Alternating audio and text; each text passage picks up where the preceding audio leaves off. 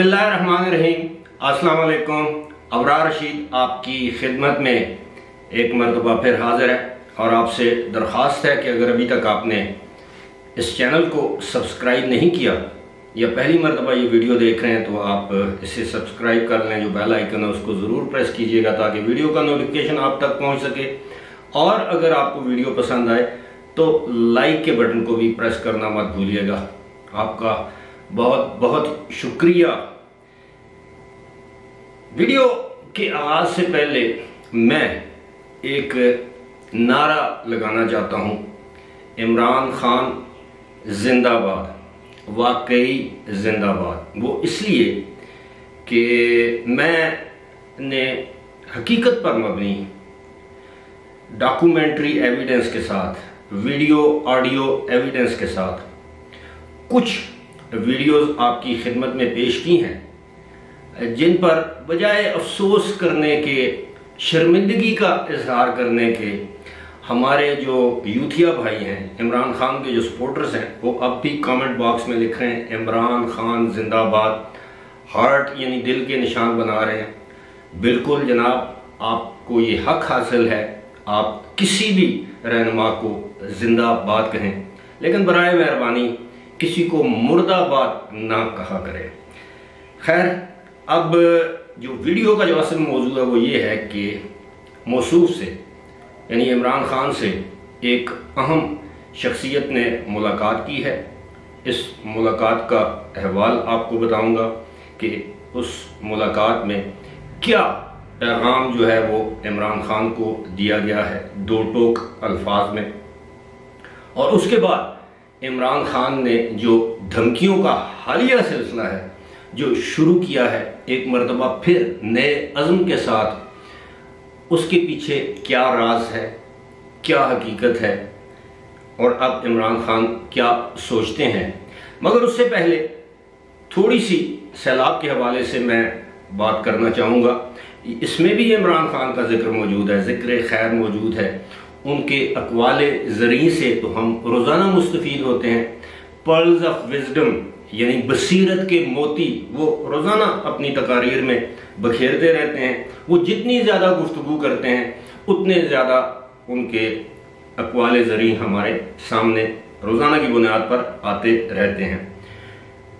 अफसोसनाक खबर यह है कि पाकिस्तान में सैलाब की तबाहकारियों से होने वाला जो नुकसान है, अब बताया ये जा रहा है, ये इंडिपेंडेंट तज्जियाकार जो आज़ाद ज़राए, आज़ाद इकोनॉमिस्ट, उनका ये तज्जिया है कि 10 से $12.5 अरब का नुकसान अब तक पाकिस्तान को पहुंच चुका है इस सैलाब की वजह से।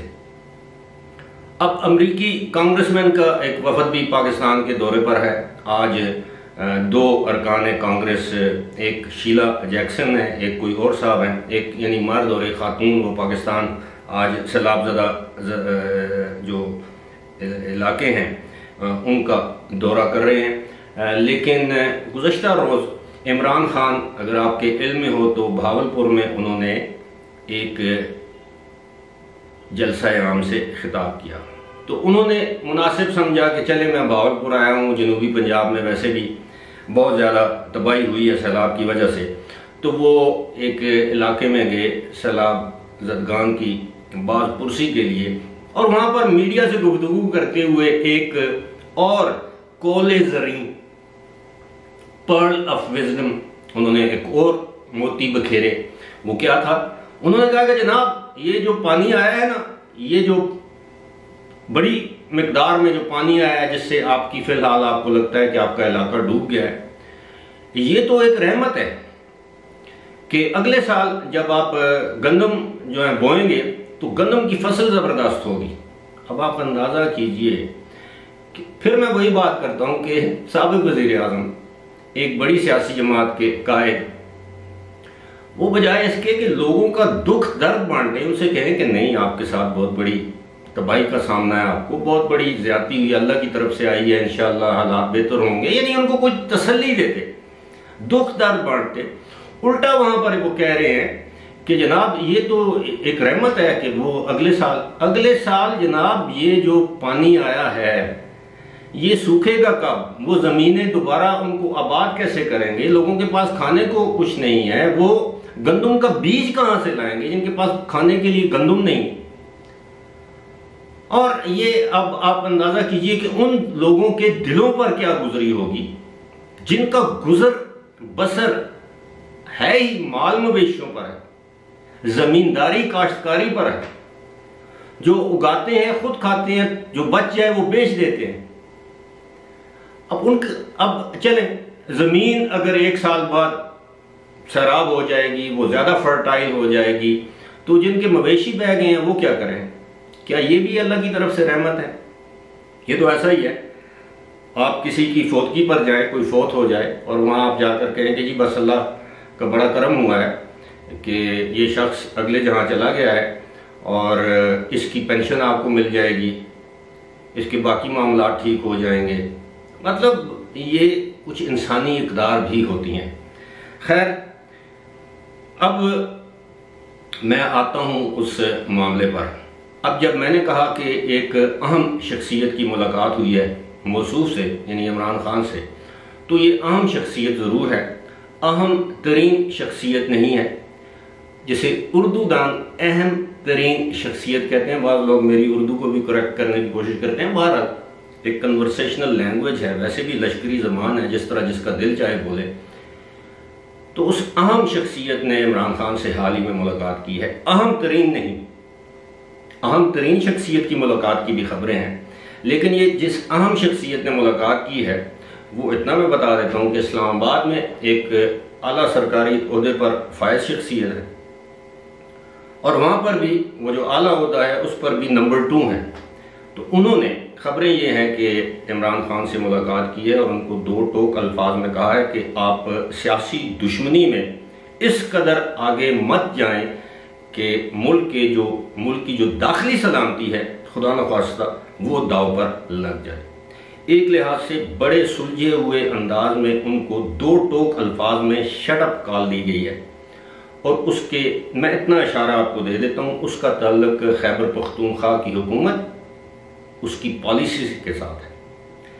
उनको ये बताया गया है कि यहाँ पर जो तालिबान के नुमाइंदे हैं वो भत्ते के नाम पर, चंदे के नाम पर हुकूमत पाकिस्तान के खिलाफ रकम इकट्ठी कर रहे हैं और उस पर खैबर पख्तूनख्वा की हुकूमत ने आंखें बंद कर रखी हैं। बल्कि इस तरह की भी इतलात हैं जिनकी अभी तक तरदीद नहीं की गई कि बहुत से सूबाई वज़रा ने, साबिक गवर्नर ने इन लोगों को भत्ता या चंदा दिया है और साबिक कौमी असम्बली के साबिक स्पीकर असद कैसर ने भी दिया है। उनके हवाले से भी इस तरह की इतलात है कि उन्होंने तालिबान को चंदा या भत्ता दिया है। अब तालिबान सबको मालूम है कि वो हुकूमत पाकिस्तान, रियासत पाकिस्तान के खिलाफ जंग में मसरूफ़ है। बहरहाल मेरे थोड़े कहे को ज़्यादा समझिएगा, आप बात को समझ गए होंगे कि उनको ये मैसेज दिया गया कि दाखिली सलामती पर किसी किस्म का कंप्रोमाइज़ नहीं होगा। वो जो अहम तरीन शख्सियत है उसने अपनी मुलाकात में, अब मुझे नहीं मालूम, कुछ लोग कहते हैं कि जी 1-on-1 ये मुलाकात थी, पता नहीं ये कहाँ हुई है, इस्लामाबाद में हुई है, लाहौर में हुई है, रावलपिंडी में हुई है, किसी और जगह पर हुई है। कुछ लोग कहते हैं कराची में हुई है, लेकिन कराची की खबरों में सदाकत नहीं है। बहरहाल कहते हैं ये मुलाकात हुई है। ऐन मुमकिन है इसमें टेलीफोन पर बातचीत हुई हो। उसमें भी उनको ये बताया गया है, मौसूफ ने कहा कि जी फौरी तौर पर इलेक्शन हमें दें। उन्होंने कहा जी हमारे पास आईनी इख्तियार नहीं है, एक आईनी हुकूमत है पाकिस्तान के अंदर, आप असम्बलियों में जाएं, उसके खिलाफ अदम एतमाद लेकर आएँ, वो हुकूमत को चलता करें, जब आप चाहें इलेक्शन करवा लें, इलेक्शन कमीशन का काम है। और दूसरा ये कहा गया कि इस वक्त मुल्क जो जिस तबाही से दो चार है, जिस तबाहाली से गुजर रहा है, इस दौरान हम कैसे इलेक्शन, किसी हुकूमत को कोई कह सकता है? जबकि उन्होंने पहले कह दिया हम गैर जानिबदार हैं, ए पॉलिटिकल हैं, जिनको इमरान खान न्यूट्रल का ताना देते हैं। जब उन्हें इमरान खान को यह एहसास हो गया, अब उसके पीछे भी एक कहानी है। कहानी यह है कि IMF ने, आपको याद होगा 2 दिन पहले IMF ने एक चार्जशीट जारी की है साबिक हुकूमत यानी PTI की हुकूमत के खिलाफ, कि पाकिस्तान में बेड़ा गर्क इन्होंने किया है इकॉनमी का, हमारे साथ जो मुआहदे किए थे उनकी खिलाफ वर्जी करके, फिर उसके बाद सियासी अदम इस्तेकाम पैदा करके। तो IMF ने जो मौजूदा हुकूमत के साथ जो डील को असर नो रिन्यू किया है, या आप ये समझ लें उसकी तजदीद की है, उसमें ये बात शामिल है कि जनाब पाकिस्तान में पॉलिटिकल स्टेबिलिटी रहेगी, सियासी इस्तेहकाम रहेगा और ये हुकूमत अपनी आईनी मुद्दत पूरी करेगी। ऐसा ना हो कि फिर वही आ जाएं और वो मुआहदा तोड़ दें। तो उनको किसी लेवल पर एश्योरेंसेस दी गई हैं।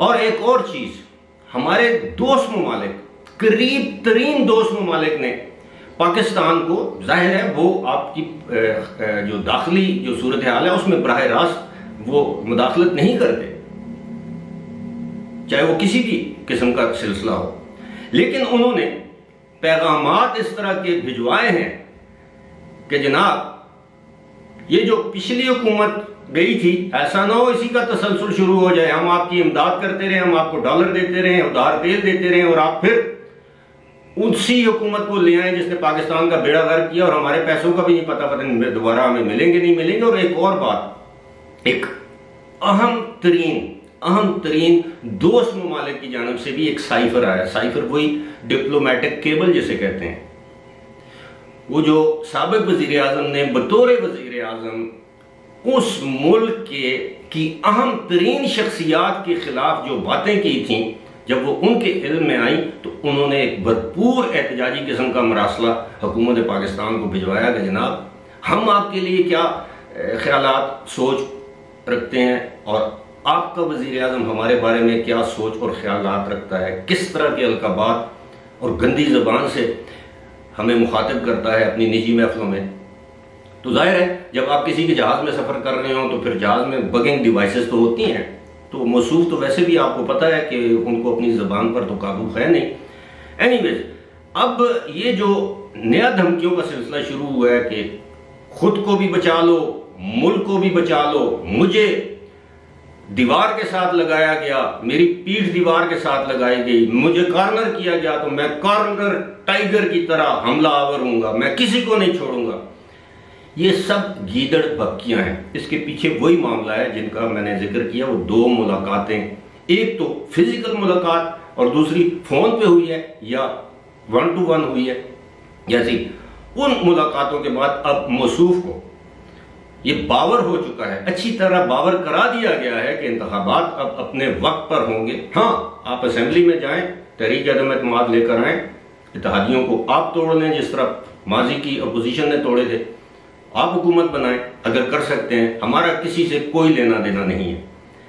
अब ये सूरत हाल जो है, अब जाहिर है ये पाकिस्तान में कोई गुड्डे गुड्डी का खेल तो हो नहीं रहा। मुल्क को इस वक्त खास तौर पर दाखिली इस्तेहकाम की जरूरत है, मुआशी इस्तेहकाम की जरूरत है।